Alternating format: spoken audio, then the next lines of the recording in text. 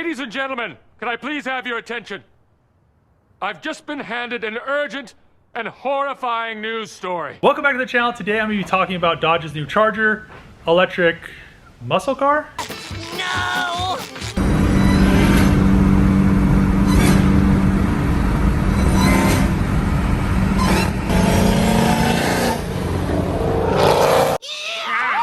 Muscle car. So I'm going to be going over some things that I like and some things that I don't like. And the list of things that I do not like are probably as long as everybody else's.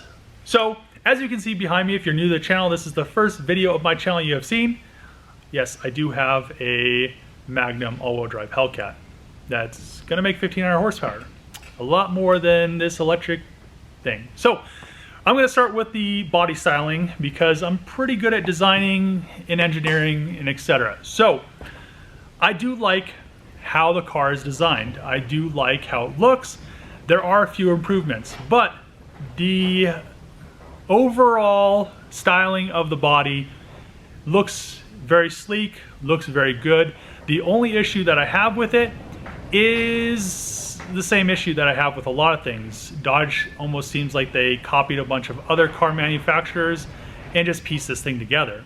So we're gonna go with the hood and the duct. I really do like that idea, but it's kind of giving me these GT40 vibes that they just kind of copied and they're like, oh, let's throw this Ford duct in there. Oh, there we go. So now we have this duct, looks okay.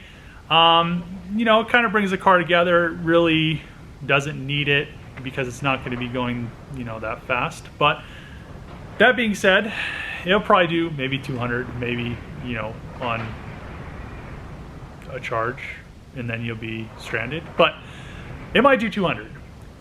That being said, the car itself should have been wide body. I'm not exactly sure why they didn't make this initial version wide body, and they also said that no Charger or Challenger would ever not be wide body if they came in Hellcat form from, I think, what was that, 2019 or 2020, something like that. So we have a non-wide body Charger two-door, which everybody wanted a Charger two-door, and Dodge never gave it to them. But now, lo and behold, here we go. You guys get a two-door Charger. Oh, it's electric. Nobody wanted it. So, unfortunately, everybody that wanted a two-door Charger since, what, 2013, is now getting an electric one. But are you really going to want to buy an electric Charger two-door when you wanted a supercharged V8? I'll leave that up to you.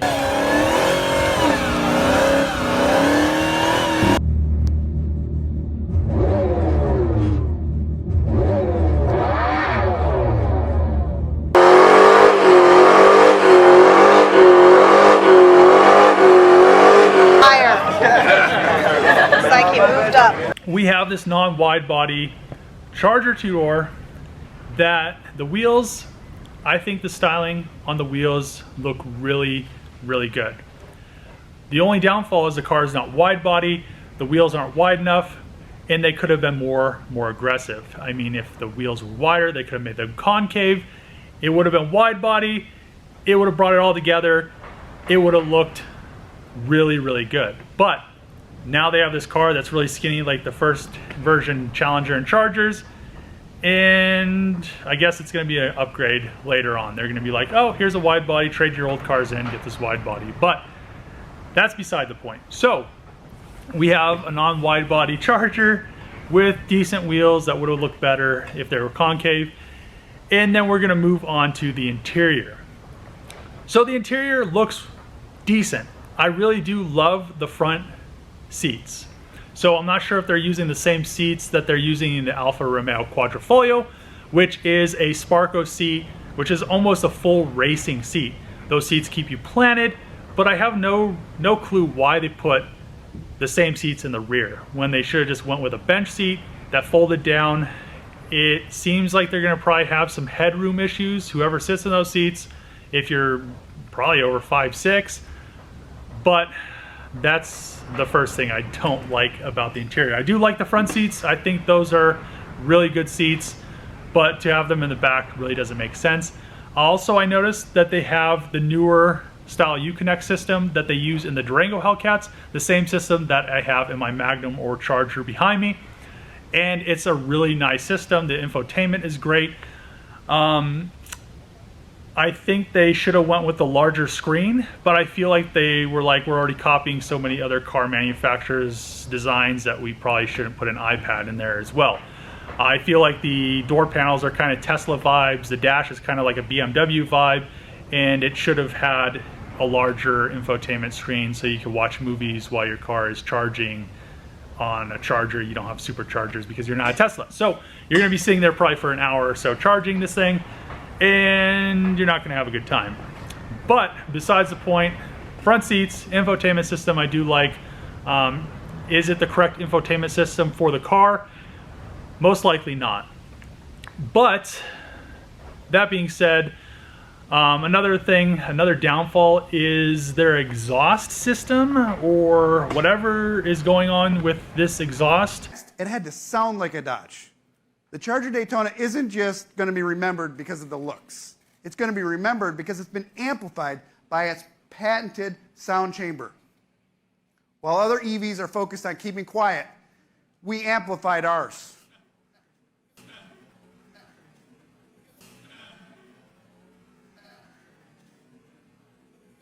Thanks to the patented Fratsonic chambered exhaust.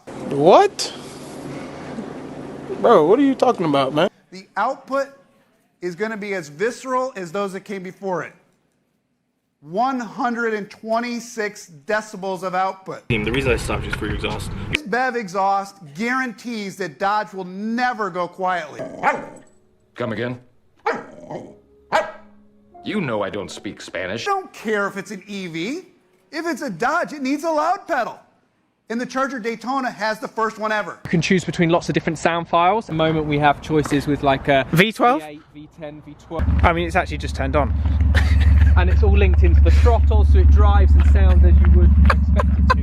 I can give it a little rev from the app here. Oh my god! Change it, or is it? You can change. Let's go over. There we go. What's that change? So it's probably something similar to what you get in the Tesla. You get like a megaphone in the newer Teslas, and you can play all kinds of things, fart noises, you know, songs, you could talk through it, etc. I feel like it's kind of the same thing, but then they wanted to make it sound like a V8 or something, like it had an engine, but it's kind of like they copied the Audi exhaust where they had speakers in the exhaust to make the exhaust sound better. So did Dodge just copy like Audi? I'm not sure. It seems like they copied like BMW and Tesla on the interior, minus the infotainment system. So the exhaust, I don't know why you have an exhaust. They said it's 120 decibels. Are you gonna be able to drive this thing in California without getting pulled over? Who knows? It would be nice if it just had a megaphone and you could play whatever like a Tesla. So the exhaust is less desirable, the wheels, the not being wide body. What else can I talk about on this car? The hatch gives you a lot more room, and that those bucket seats fold down, you have some more room, so there's a lot of storage space, which the Charger and the Challengers currently really do lack. I mean, if I go to a drift event, I have to have somebody bring my wheels because they don't fit. The Magnum behind me, on the other hand, has more than enough room. I could put all 20-inch wheels I want in there. But, so groceries, I mean, you're gonna be putting groceries in there. People that buy these things are probably not gonna be using them as a muscle car. There will probably be a few YouTubers and some random people, but for the most part, I did notice in the unveiling of the car that they showed a track layout, and I thought it was pretty comical. So you may take this thing to the drags, it might do some decent times, but is it really something that's going to be a competitor against like a Tesla or a Plaid or something like that, where the one drive unit, so this is going to be all-wheel drive, Tesla Plaid, I think they're making like 1,200 all-wheel horsepower. Is it going to compete? No, I don't think so. It sounded like they're only going to make 800 horsepower, and they're going to have like this pay-to-play system, kind of like BMW, and that the system that everybody hates, where you have to pay for your heated seats, you have to pay to use probably your AC, you have to pay for more power. It sounds like it's all going to be the same exact motors and car, and you're just going to have to pay a subscription for more features or more powers. Direct connection. The Charger Daytona will launch with 3 power levels all the way up to the 800-volt Banshee system. But we're also developing 9 power levels through direct connection. You're going to have 9 total power levels on this car. And all of those power levels will come standard with our exclusive PowerShot push-to-pass system. 60% of the time, it works every time. That doesn't make sense.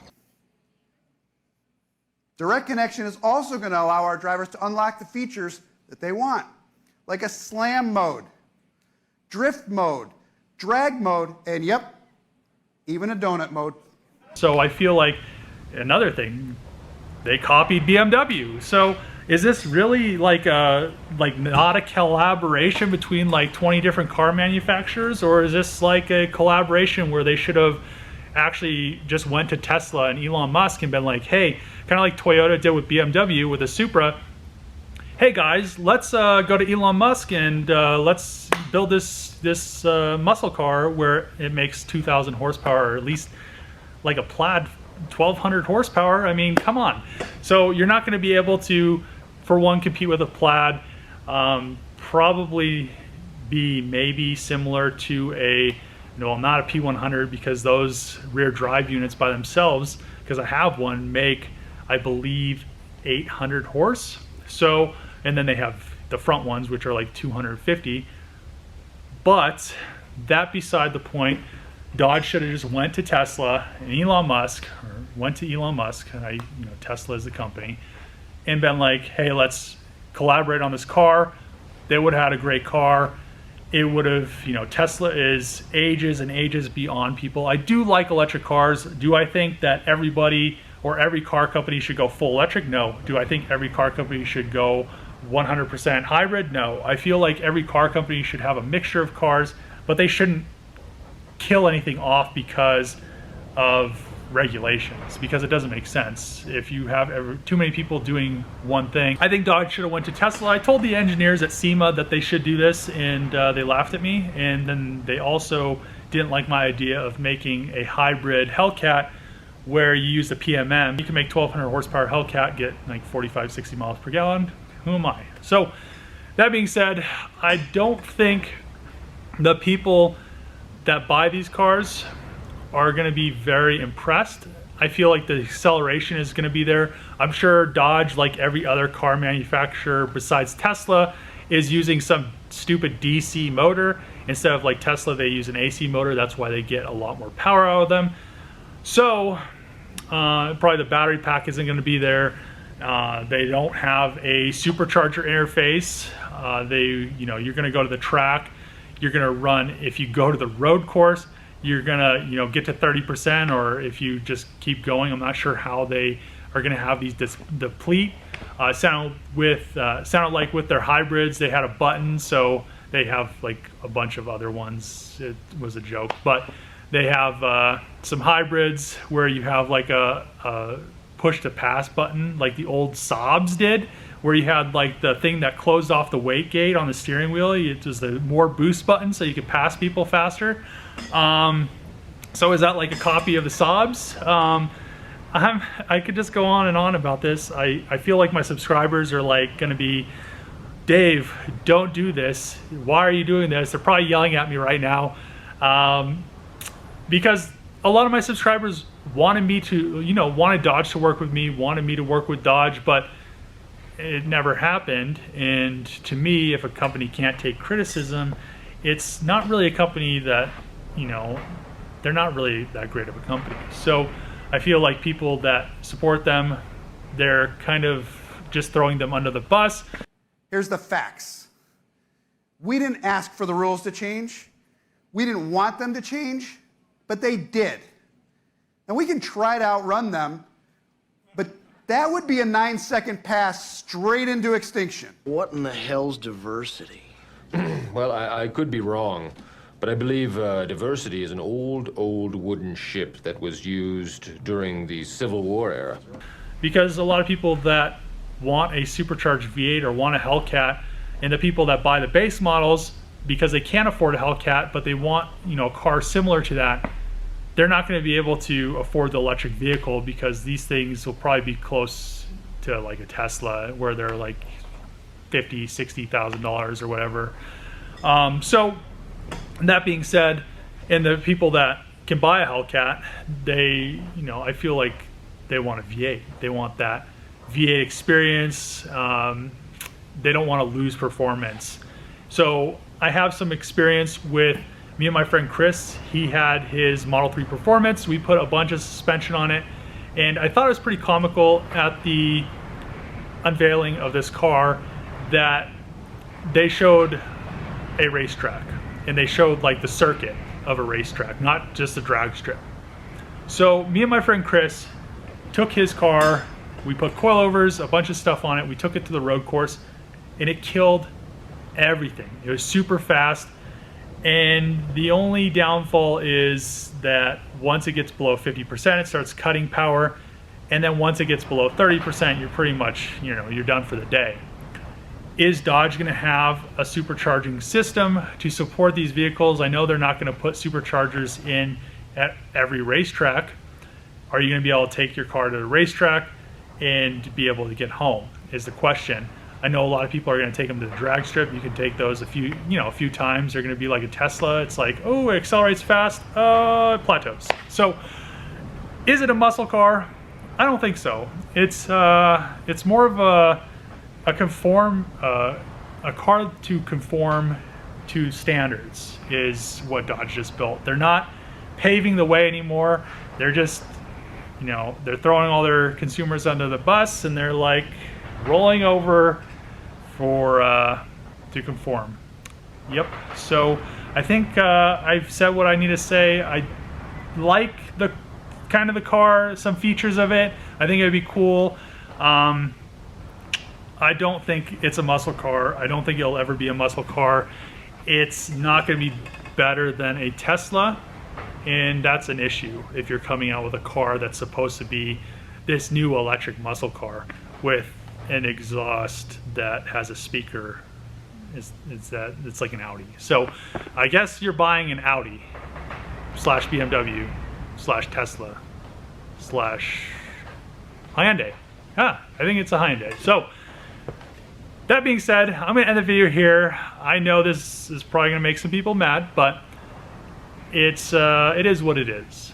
And I feel like it could have been better. Could have been better executed. I feel like the team that designed this car probably should get, you know, fired. Yep.